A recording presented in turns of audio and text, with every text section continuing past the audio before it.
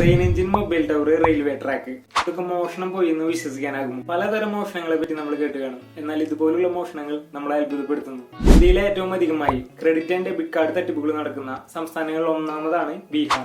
ഏറ്റവും അധികം മോഷണങ്ങൾ നടക്കുന്നത് മാത്രമല്ല, വിശ്വസിക്കാനാകാത്ത വിധം പല മോഷണ പരമ്പരകൾക്കും ബീഹാർ കുപ്രസിദ്ധി നേടിയിട്ടുണ്ട്. ഒരു തീവണ്ടി എഞ്ചിൻ മുഴുവനായിട്ടും റിപ്പയർ യാർഡിൽ നിന്ന് അപ്രത്യക്ഷമായി. ബറോണിയിലെ ഗർഹര യാർഡിൽ നിന്നാണ് തുരങ്കം തുറന്നു വന്ന് മോഷ്ടാക്കൾ ട്രെയിൻ എഞ്ചിൻ മോഷ്ടിച്ചു കൊണ്ടുപോയത്. മുസഫർപൂരിലെ പ്രഭാത് കോളനിയിലെ സ്ക്രാപ്പ് ഗോഡൌണിൽ നിന്നാണ് 13 ചാക്കുകളിലായിട്ട് ട്രെയിൻ എഞ്ചിന്റെ പാർട്സുകൾ കണ്ടെത്തിയത്. അതുപോലെ രോഹ്താസ് ഡിസ്ട്രിക്റ്റിൽ ഫുൾ സൈസ് ഇരുമ്പുപാലമാണ് മോഷ്ടിക്കപ്പെട്ടത്. ഏകദേശം 500 ടൺ ഭാരവും 60 അടി നീളവുമുള്ള ഇരുമ്പുപാലമാണ് നിസ്സാരമായി പൊളിച്ചുകൊണ്ടുപോയത്. ഇനി അടുത്തത് 2021 ഏപ്രിൽ 14 തീയതി മുസാഫർപൂർ ജില്ലയിലെ മനീഷ കുമാരിയുടെ വീട്ടിൽ സ്ഥാപിച്ചിരുന്ന മൊബൈൽ ടവർ ആണ് ജീവനക്കാരാണെന്ന് തെറ്റിദ്ധരിപ്പിച്ച് പൊളിച്ചു മാറ്റി കൊണ്ടുപോയത്. ഈ മോഷണ പരമ്പരകൾ ഇങ്ങനെ നീണ്ടു പോവുകയാണ്. 2 കിലോമീറ്റർ നീളമുള്ള റെയിൽവേ ട്രാക്കുകൾ, എന്തിന് ദർഭംഗ ജില്ലയിലെ കുളമാണ് ലാൻഡ് മാഫിയ ആരും അറിയാതെ ഒരു രാത്രി കൊണ്ട് നികത്തി ഒരു കുടിൽ പണിത്. ഈ കാണുന്നത് ഒരു റോഡ് നിർമ്മാണത്തിന്റെ വിഷ്വൽസ് അല്ല, മറിച്ച് ഒരു റോഡിനെ കൊള്ളയടിക്കുന്ന കാഴ്ചയാണ്. ജഹനാബാദ് ജില്ലയിലെ ആളുകളാണ് നിർമ്മാണത്തിലിരിക്കുന്ന റോഡിന്റെ കോൺക്രീറ്റ് മിശ്രിതം പാരകളും പാത്രങ്ങളും കൊണ്ട് കോരിയെടുത്ത് കൊണ്ടുപോകുന്നത്. ഇന്ത്യയിൽ ഇത്രയും വിചിത്രമായ ആളുകളും